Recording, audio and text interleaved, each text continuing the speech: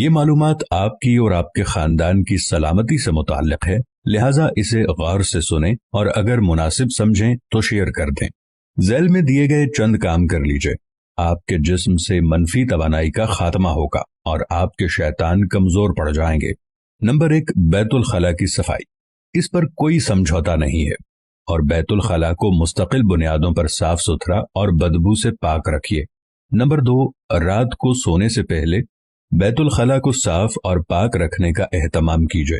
Number 3، بیت الخلاء کا دروازہ ہر وقت اور مستقل بنیادوں پر بند رکھنے کا اہتمام کیجیے۔ نمبر 4، بیت الخلاء میں کپڑے اتار کر لٹکتا نہ رہنے دیجیے۔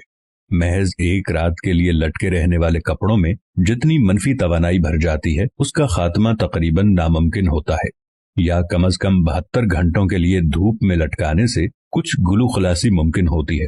نمبر 5، میلے اترے ہوئے کپڑوں کو ہمیشہ بیت الخلاء سے باہر کسی ٹوکری میں رکھنے کا اہتمام کیجیے۔ نمبر 6، بیت الخلاء میں کبھی بھی عطورات نہ رکھیے اور نہ ہی اس میں خوشبو وغیرہ کا استعمال کیجیے۔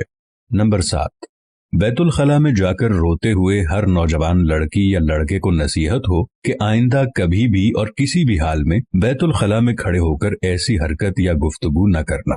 نمبر 8، بیت الخلاء میں جا کر رونا آپ کی طرف سے شیطان کو کھلی دعوت ہوتی ہے کہ آپ کے جسم میں داخل ہو جائیں یا آپ کے جسم کو پکڑ میں لے لیں۔ اس کے علاوہ بھی ایسا کرنے سے رزق یا شادی میں دیر ہوتی چلی جاتی ہے، زندگی میں مشکلات بڑھتی ہیں، بلا سبب غم اور افسردگی کا احساس ہوتا ہے اور تشنج یا مرگی تک ہو سکتی ہے۔ نمبر 9، ہر تیسرے دن اپنے گھر کے دروازے اور کھڑکیاں کھولیے اور گھر میں سورۃ البقرہ کی تلاوت کیجیے یا ریکارڈنگ چلائیے۔ آپ کو بذات خود اپنے اندر اور اپنے گھر والوں میں نفسیاتی بہتری محسوس ہوگی۔ گھر سے شیاطین اور جراثیم کو بھگانے کے لیے آقا کریم صلی اللہ علیہ وآلہ وسلم کے فرمان کے مطابق کلونجی کی دھونی دیجیے۔ نمبر 10، گھر میں کلونجی یا بخور کی دھونی ایسے وقت نہ دیجیے جب گھر کی کھڑکیاں بند ہوں۔ نمبر 11، گھر میں بہت زیادہ شیشے نہ لٹکائیے اور اگر مقصود ہو تو داخلی دروازے کے آس پاس لٹکائیے۔ نمبر 12، گھر میں ایسی جگہ نہ بیٹھیے جہاں سے ابھی کوئی اٹھ کر گیا ہو۔ نمبر 13، جاگنے پر لمبی لمبی سانس لیجیے اور اٹھتے ہوئے بسم اللہ پڑھیے۔ نمبر 14، رات میں سونے کا ایک مستقل وقت مقرر کر لیجیے اور سونے سے پہلے سورۃ الملک کی تلاوت کو کبھی ترک نہ کیجیے۔